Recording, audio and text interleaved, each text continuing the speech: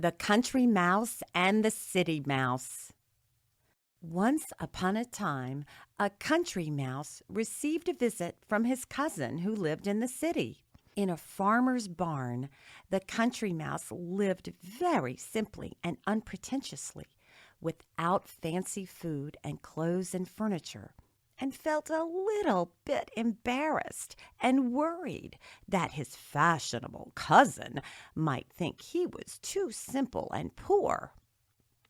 For his own supper, the country mouse contented himself with a few acorns, but in preparing his guest meal was very generous, and with a chip of wood as a tray, brought out all the finest delicacies for his visitor, his most special dried peas and beans, and a piece of almost fresh bacon, and a plump, barely nibbled raisin. But the city visitor, lounging on a pile of straw and brushing dust from his coat, coolly turned up his nose at all that was set before him.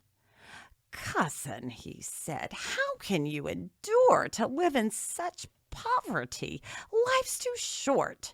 You must leave this unpleasant place, join me in the city, and learn to enjoy the wonderful pleasures it offers."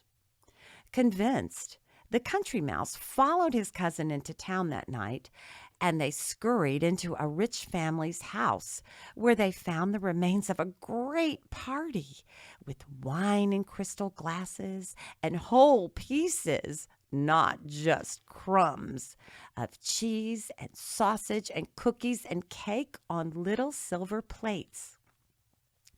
Curled on a soft cushion, sleepy and contented, his tummy too full for even one more delicious bite, the country mouse felt like a fool for not having come to town sooner.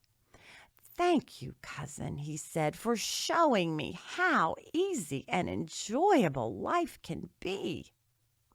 Suddenly, a loud slamming door startled them both from their cushions.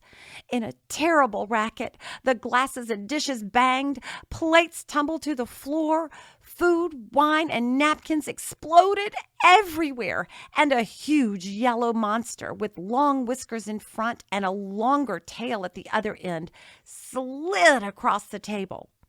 Terrified, the two mice raced for their lives, just barely escaping through an open window.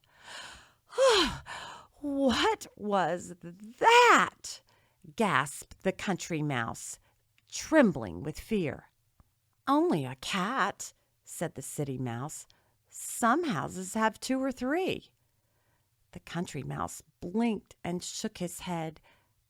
"Thank you for your hospitality," he said, "but the price of such a dinner can be much too high. I'm better in the country, where I don't have such surprises, and where my simple food is more than enough for my needs." And he never came back again, but always lived happy and contented in the country.